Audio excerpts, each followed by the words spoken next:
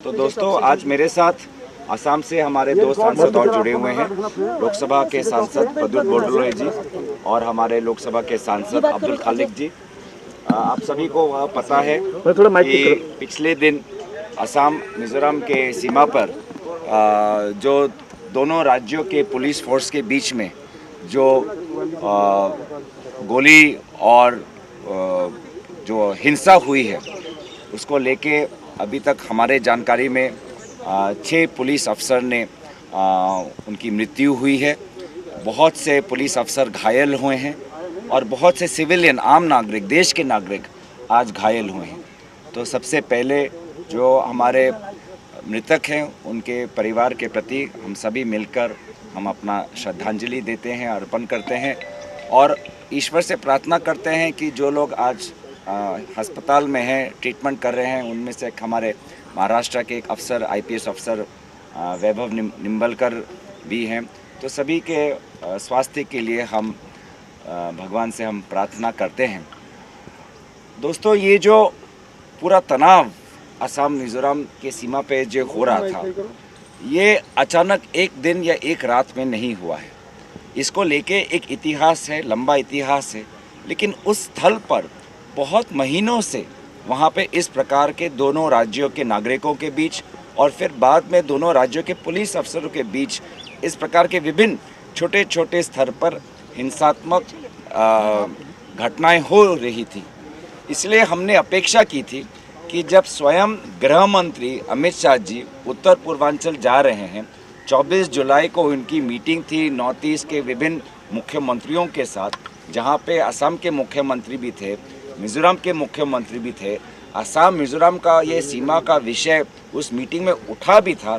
तो हमने सोचा इस मीटिंग उस मीटिंग में एक उपाय निकलेगा, एक विकल्प निकलेगा।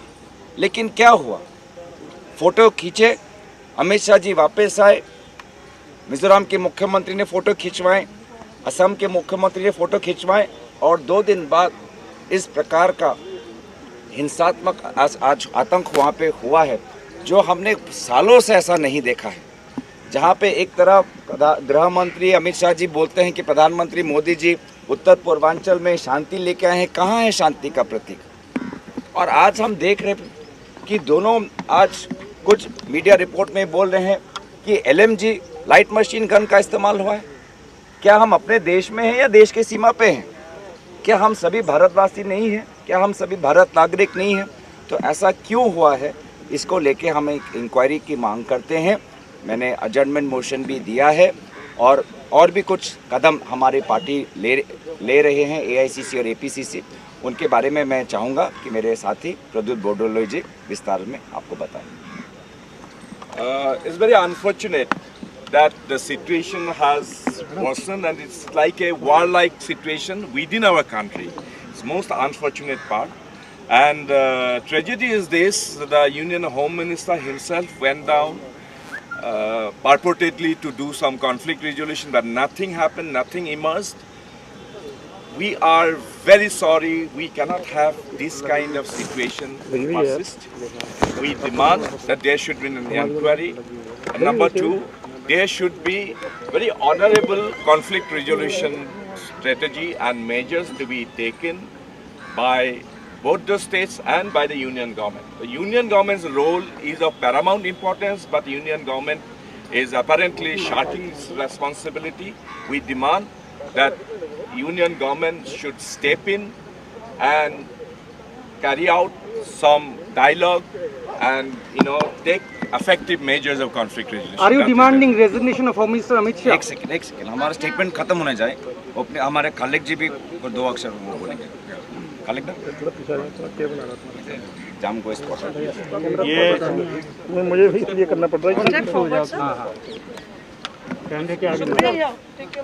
ये असम मिजोरम बॉर्डर में जो कल घटना हुई, ये केंद्र सरकार का भी विफलता है और असम सरकार की भी विफलता है।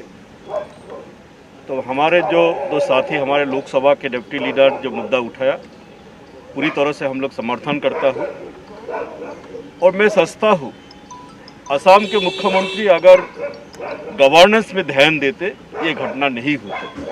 वो ज़्यादा सियासत करते हैं, ध्रुवीकरण का राजनीति ज़्यादा करते हैं और गवर्नेंस पे ध्यान कम देते हैं।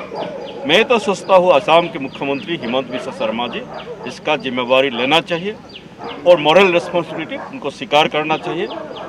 और जैसे गौरव गोगोई जी ने बताया, एक इंक्वायरी कैसे ये घटना हुई, ये इंसिडेंट कैसे हुई, इसका एक इंक्वायरी होना चाहिए। Question, are you demanding resignation of Home Minister Amit Shah? देखिए, जैसे कि मैंने कहा 24 जुलाई को गृह मंत्री स्वयं वहाँ पे गए, सीमा की इस विषय को वहाँ उस मीटिंग में मीडिया के अनुसार वहाँ पे चर्चा भी हुई, लेकिन विकल्प नहीं। तो मतलब वहाँ गए, फोटो ऑप लिया, भाषण दिया, प्रधानमंत्री जी, मोदी जी असम और उत्तर पूर्वांचल को लेके उनको अष्टलक्ष्मी के ऐसे ऐसे शब्दों को लेके हमको लुभाने की कोशिश की, लेकिन परिणाम क्या। और इसलिए गृह मंत्री और दोनों राज्य सरकारों को जिम्मेदारी लेने की ज़रूरत है, और ख़ास करके गृह मंत्री को, क्योंकि मैंने जैसे कि कहा कि जो बिल्डअप है, पुलिस बिल्डअप, ये अब कल रात को अचानक नहीं हुआ या कल दिन में नहीं हुआ, ये महीनों से ऐसा धीरे धीरे चल रहा है। और ऐसा परिस्थिति न सिर्फ आज असम और मिजोरम के बीच, आज असम और अरुणाचल के बीच, असम और मेघालय के बीच, असम और नागालैंड के बीच भी हो रहा है। कल हमारी कांग्रेस की टीम भी राहुल गांधी जी की हमें निर्देश दिया है, और हमारे AICC इंचार्ज जितेंद्र सिंह जी ने भी हमको कहा है कि एक हमारी कांग्रेस की दल कल स्पॉट पे जाएगी। वहाँ पे हमारे असम के लोकसभा, राज्यसभा और हमारे विधायक वहाँ पे उपस्थित होंगे। हम खुद वहाँ जाके लोगों से मिलेंगे, क्या है वास्तविक स्थिति जानने की कोशिश करेंगे। और आज के तारीख पे गृह मंत्री वो जिम्मेदारी कबूल करें और इंक्वायरी हो, और गृह मंत्री विभिन्न मुद्दों पे जिन प्रकार की उन्होंने विफलताएं दिखाई हैं, चाहे पेगासस का मामला हो, चाहे राष्ट्रीय सुरक्षा, जिस प्रकार का ड्रोन अटैक आज उत्तर भारत जम्मू कश्मीर में चल रहा है, आज उत्तर पूर्वांचल में जैसे हमारे भारत के अंदर आज इस प्रकार का, जैसे हमारे प्रद्युत बोडलो जी ने कहा कि एक वॉर लाइक सिचुएशन जो उन्होंने पैदा होने दिया, उसके लिए उनकी जिम्मेदारी लेनी चाहिए।